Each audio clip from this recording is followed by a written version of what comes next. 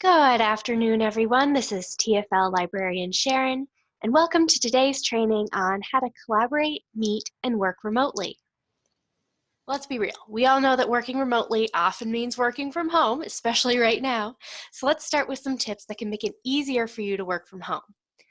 One of the best things you can do is keep your routine. If you normally wake up, work out, and take a shower before work, keep doing that. Maintain regular hours, set a schedule, and try to stick to it. Easier said than done, I know. Try to create a dedicated workspace. Find a spot to go to work in your home at the same place every day. Don't just bring your laptop to the couch one day, then the recliner the next. Remember, we're trying to stick to a routine. Make sure you take lunch and breaks. Also, don't sit in front of your computer for a solid 8 hours. I am so guilty of that. Make sure that every hour or so you're standing up and walking around. Give your body and your eyes a break. Make sure you give your coworkers and yourself a bit of grace. If they're working from home too, there's going to be background noise, dogs barking, in my case, cats meowing, kids talking, just roll with it. And if those distractions happen to you, don't worry and don't stress. Most important, when your workday's done, close up shop. Remember, at the end of the day, if you're not at work, don't work. So today I'm going to show some Google tools that are going to help you stay productive no matter where you are, so that you can successfully collaborate, meet, and work remotely. First, I'm going to talk about Google Hangouts, Calendar, and Chat to help you communicate from anywhere. Then I'm going to go over Google Drive and how to collaborate with people on the same files from everywhere. Step one, as always, is going to be to sign into your Google account. Remember that if you have a Gmail address, you already have a Google account. Remember that if you don't have a Google account, you can set one up for free. You can choose to get a new Gmail address, or you can use another email address you already have. Just go to accounts.google.com/signup. So let's start off with learning how to communicate from wherever you are. The first tool we're going to go over is Google Hangouts. So Hangouts are video calls like Zoom, which we're using now, or Skype, which you may have also used. You're probably used to meeting with your coworkers, clients, teams, or friends face-to-face. Fortunately for us, right now that's less of an option than ever before. Unlike a regular phone call or audio conference call, with Google Hangouts you get the benefits of face-to-face meetings even when everyone is in different locations, like we are right now. Hangouts really take the headache out of scheduling and joining a video call. Just set up a meeting and share a link. No worrying about whether teammates, clients, or customers have the right accounts or plugins. And Hangouts are available to everyone who has a Google account. So as long as they have one too, you're good to go. People can access a Google Hangout from any connected device, such as their computer, tablet, or even their smartphone. You don't need to download anything special, although there is a smartphone app that you may want to use if you're interested. Depending on how you use Google, there are different levels of Hangouts with different capacities. You can have Hangouts that are as small as just you and one other person, all the way up to giving presentations via Hangouts for up to 250 people. And we're going to talk about chat in just a moment.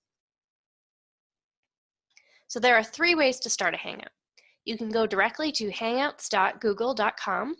You can set up a meeting invitation in Google Calendar and designate it as a Hangout. Or you can set up a Google Chat and do a Hangout through that tool. The easiest way to access Hangouts is through hangouts.google.com. This way is perfect for impromptu meetings and conversations. Remember, you must be logged into your Google account to start a Hangout. No matter how you access your Hangout, you'll have a variety of options you can use. I'm going to show those to you in just a few minutes. If you want to schedule a meeting in advance, even if it's later that same day, you can do that through your Google Calendar. This is the second way to schedule a Hangout, remember. You can find your calendar at calendar.google.com. The screenshot of the calendar on my screen shows you what it would look like. This screenshot is what the calendar looks like if you're using the free version of Google. If you're using a G Suite account through your work, it may look slightly differently, but the way you're going to make the meetings is very, very similar. So to create or to begin a meeting, we're just going to click the Create button with the big plus symbol. Once we have that little pop-up showing where we're going to have the meeting and at what time, we're going to type in the title of the meeting. We're going to add guests by entering their email address. or you can click more options at the bottom of the pop-up window and then add them at the next screen. So we have a couple opportunities to add attendees. When you click more options, you can also fill out details about your meeting, and that's where you're going to schedule the Hangout. Once you've clicked more options, you're going to see something very similar to what's currently on my screen.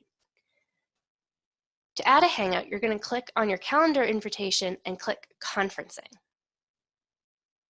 On the right side of the screen is our second opportunity to add guests if we didn't invite them at the initial screen. This might sound obvious, but you do need your guest email address before you can invite them. Now, when you click on Add Conferencing, you'll get a drop-down that says Hangouts. Click on the word Hangouts, and a special link to access it will appear in your meeting.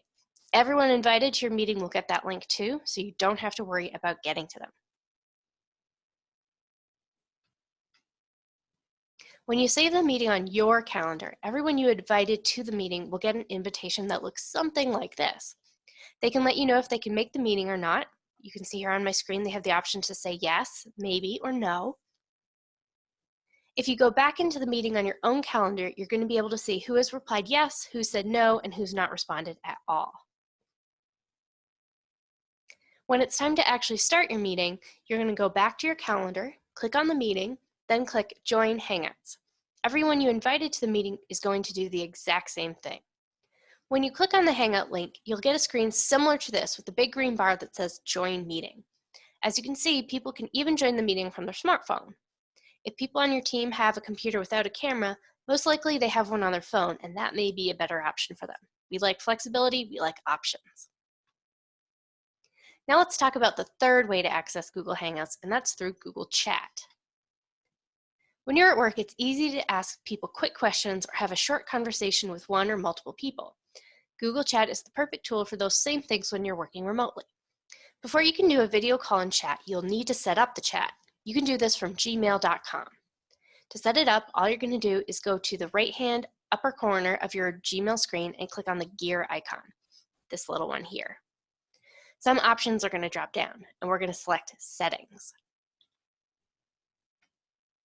Next, you'll see the Settings screen. Select the Chat tab at the top of the screen, and that's what you see on the screen now. From here, select the Turn On button, then Save Changes. Now we can go back to our email inbox. To start a new chat, locate the chat panel in your Gmail inbox. It may be on the left-hand or right side of your inbox.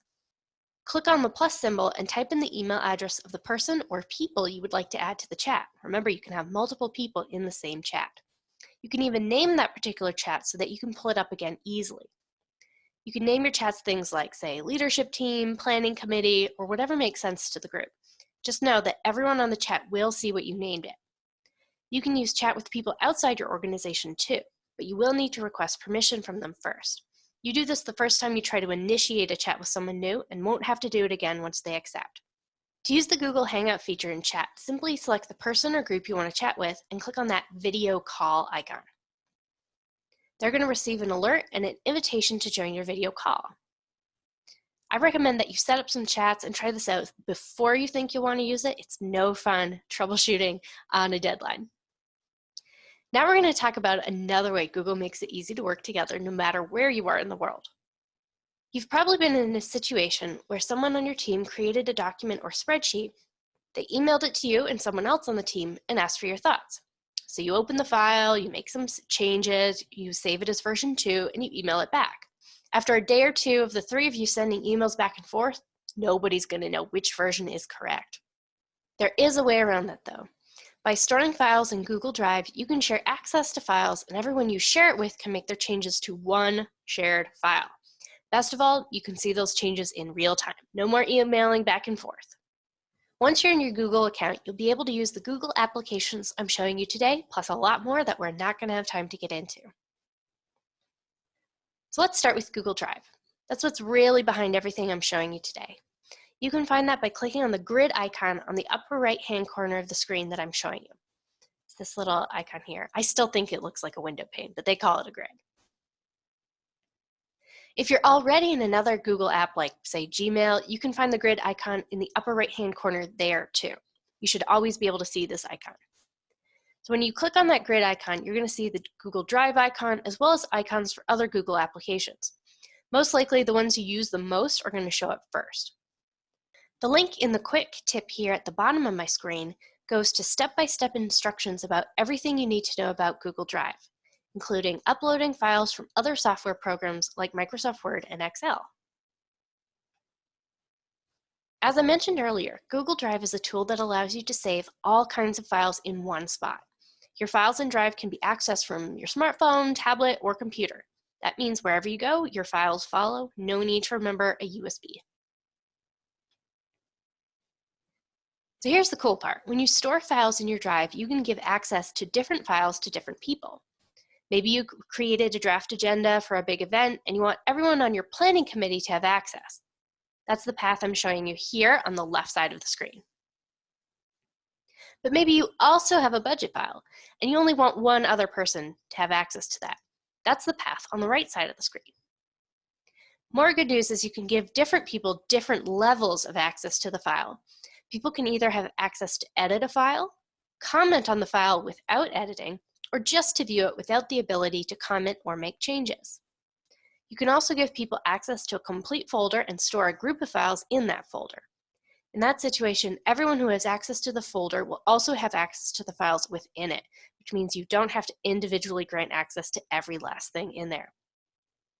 And yes, you can give access to people outside of your organization, which makes it really easy to share information with, say, clients, members, friends, partners, you name it. You can also save files in another format, such as a PDF, so you're not bound to the Google formats like Docs or Sheets. So I know this was a bit of a whirlwind tour and we went over a lot of different options. To access everything we talked about today in one location, visit the Grow with Google website at grow.google. There you're going to find information, training resources, and more for small businesses, job seekers and students, veterans and military families, educators, developers, and startups.